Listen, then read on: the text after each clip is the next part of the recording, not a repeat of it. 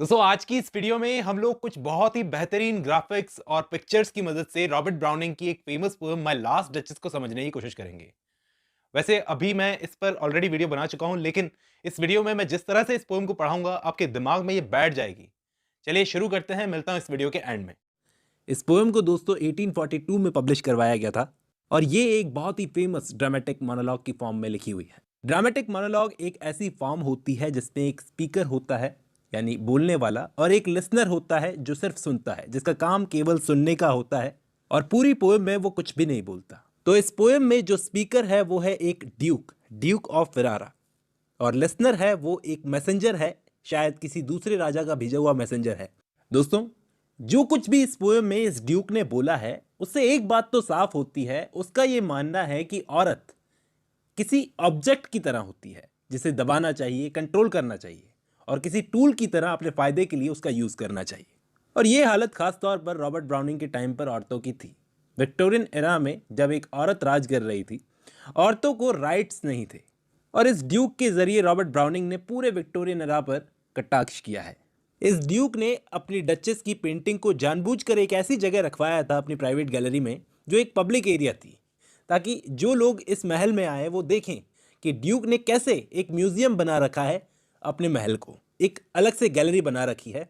उसका इरादा तो ये भी था कि जो नई लड़की जिससे वो अभी शादी करने वाला है, जिसके राजा का मैसेंजर यहाँ पर आया है, उसे भी वो एक अपने अचीवमेंट की तरह रखेगा।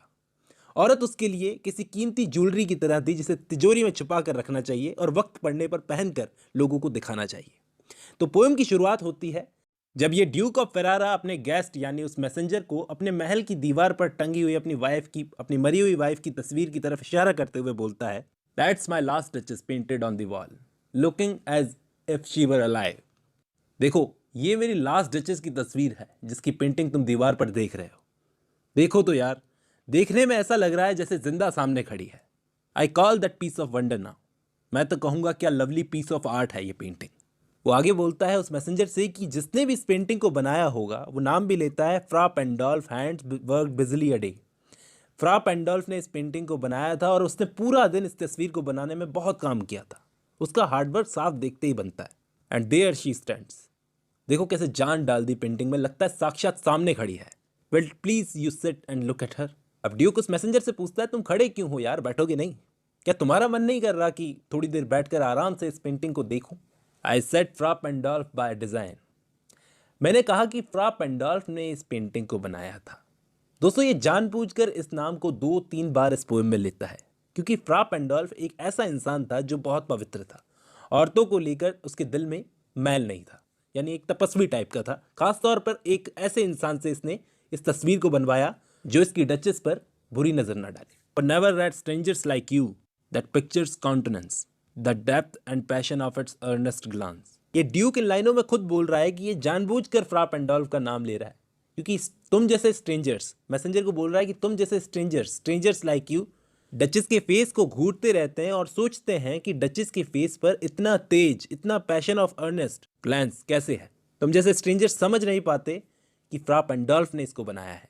इसलिए यहाँ पे पिक्चर्ड का मतलब है पेंटेड और कॉन्टेनेंस का मतलब है face, painted face. But to myself turn since none puts by the curtain I have drawn for you but I and seemed as they would ask me if they dust.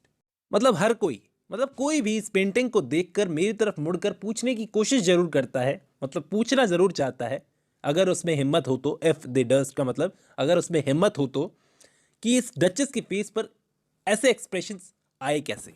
That how such a glance came there, मतलब ये duchess के face पर इतना तेज आया कैसे। So not the first are you to turn and ask thus, मतलब तुम पहले नहीं हो, मैसेंजर को बोलता है, जो ये सवाल, जिसके मन में ये सवाल आया हो। और यहाँ पर ये जो ब्रैकेट में ये जो लाइन लिखी हुई है, इसका मतलब है कि सिर्फ ये ड्यूक ही इस पेंटिंग का पर्दा हटा सकता है, कोई और नहीं। खुद बोल रहा है कि ये पर्दा, the curtain I have drawn for you, ये जो मैंने तुम्हारे लिए पर्दा हटाया है, बट आए, इसको सिर्फ मैं हटा सकता हूँ, कोई और नहीं।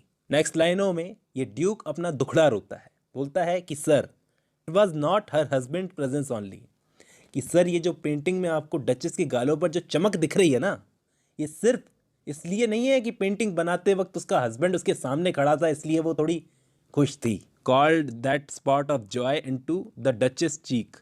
मतलब डचेस के गालों पर जो लाली तुमको दिख रही है ये उसकी हस्बैंड की प्रेजेंस में नहीं थी. Perhaps शायद फ्राप एंड डॉल्फ ने कुछ उसको कॉम्प्लीमेंट दिया होगा. फ्राप एंड डॉल्फ चांस टू से. फ्राप एंड डॉल्फ ने पेंटिंग बनाते वक्त उसे कह दिया हर mental lapse over my ladies wrist too much, कि आपकी जो शॉल है वो आपकी रिस्ट पर बहुत ज़्यादा आ रही है. ऐसा कुछ कहा होगा. या फिर ऐसा कहा होगा paint must never hope to reproduce the faint half blush that dies along her throat.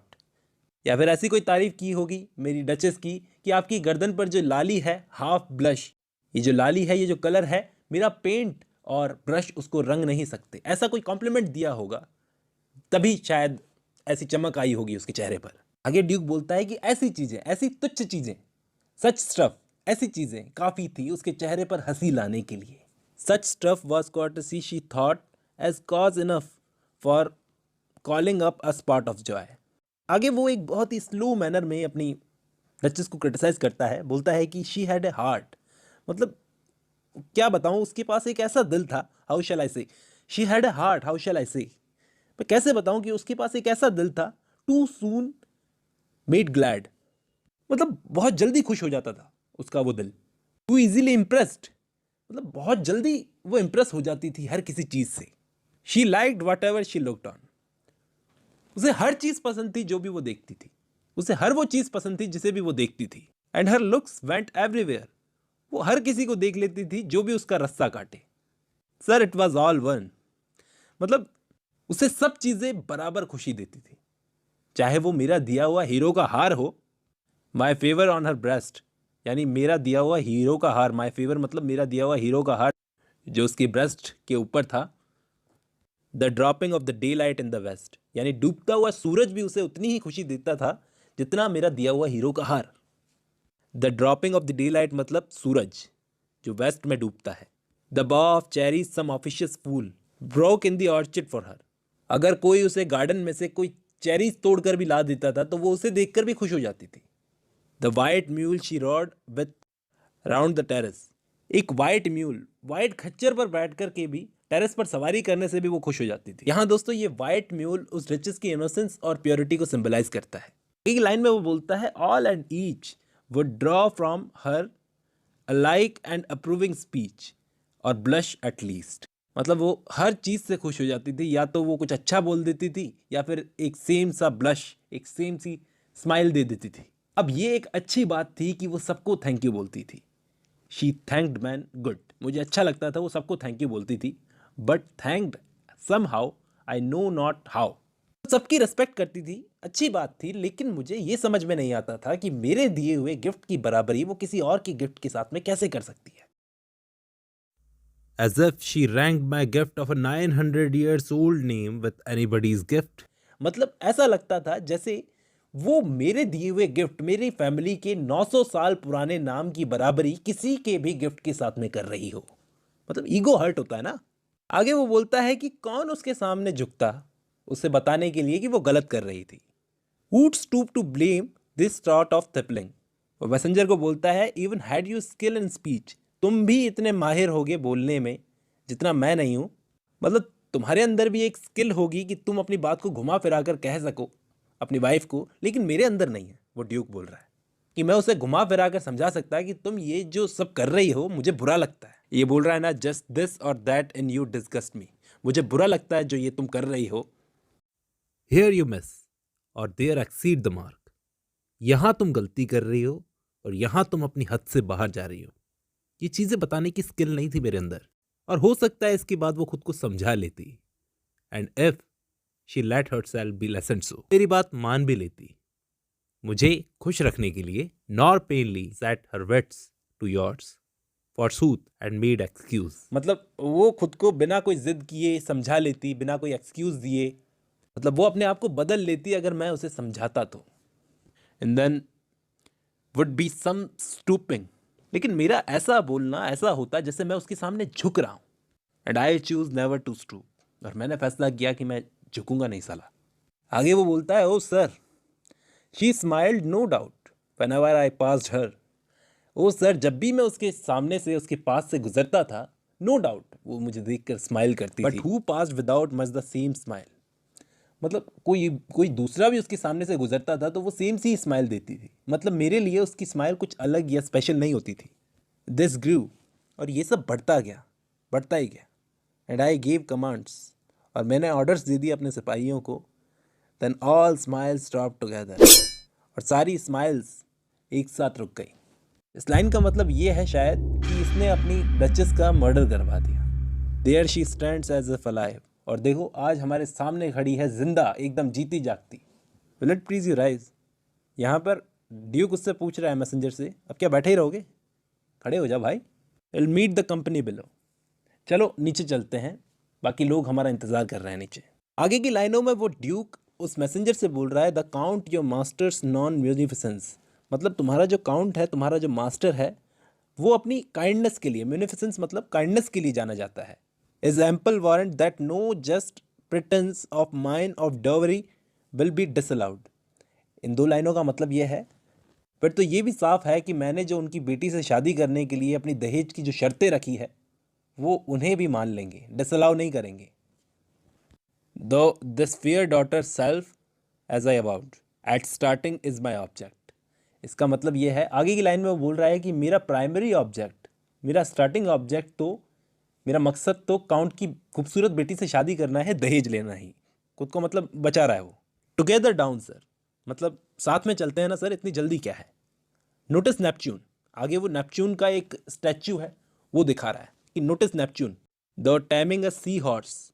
जो सी हॉर्स के ऊपर जिसको कंट्रोल करके बैठा है नेपच्यून का ये जो स्टैच्यू है। चलो साथ में नीचे चलते हैं। देखो उस गॉड नेपच्यून के स्टैच्यू को देखो जो सी हॉर्स पर बैठे हैं।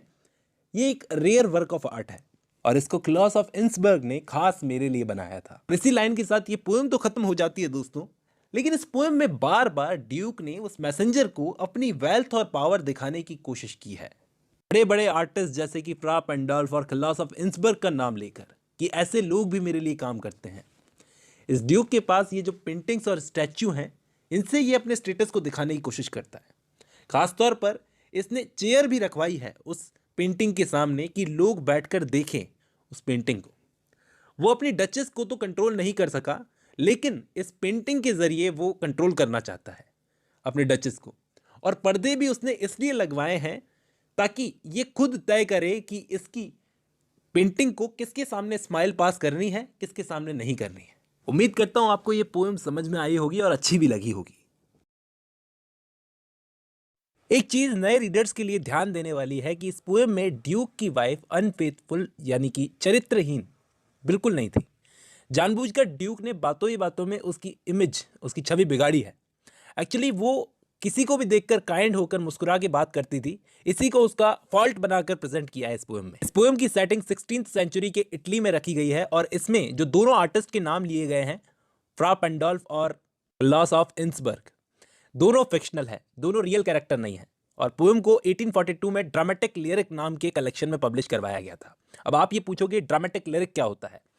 दोस्तों ड्रामेटिक लिरिक, ड्रामा मतलब शेक्सपियर के टाइम का ड्रामा और लिरिक मतलब वर्ड्सवर्थ के टाइम की लिरिक, दोनों को अगर मिक्स कर दिया जाए तो इस टाइप का कलेक्शन इन्होंने पब्लिश करवाया था। इस पोएम को उस टाइम लिखा गया था जब इंग्लैंड के लोग इटालियन रेनेसां में बहुत इंटरेस्ट ले रहे थे, इटालियन फॉर्म्स में, म्यूजिक में, आर्किटेक्चर में और कल्चर में। बाकी सब तो कैरेक्टर इसमें फिक्शनल है, लेकिन इस पोएम में ये जो ड्यूक है ये रियल कैरेक्टर है। इसका असली नाम अल्फोंसो सेकंड था, जिसकी बहुत सारी वाइफ्स थी और उनमें से एक वाइफ बहुत कम एज में गुजर गई थी। अब पोएम खत्म होती है एक ब्रॉन्ज के स्टैच्यू को दिखाते हुए, नेपच्यून का स्टैच्यू जिसे क्लॉस ऑफ इंसबर्ग ने बनाया था। वो स्टैच्यू डोमिनेंस को दिखाता है। ड्यूक भी खुद का डोमिनेंस रोमन सी गॉड नेपच्यून की तरह समझता है। वो अपने आसपास की हर चीज पर कंट्रोल करना चाहता है। वो उस मैसेंजर को बोलता है कि बैठ जाओ, उठ जाओ, साथ में नीचे चलेंगे, नेपच्यून के पुतले को देखो। तो इस पोएम में वो अपना डोमिनेंस दिखाना चाहता है। उम्मीद करता हूं आपको ये पोएम पसंद आई होगी दोस्तों। आज की वीडियो में बस इतना ही। अब जब आपने ये वीडियो खत्म कर लिया, मैंने एंड में कुछ एनालिसिस भी ऐड किया था इस वीडियो में, वो भी आपको समझ में आया होगा। चलिए आज की इस वीडियो में बस इतना ही, मिलता हूं नेक्स्ट वीडियो में।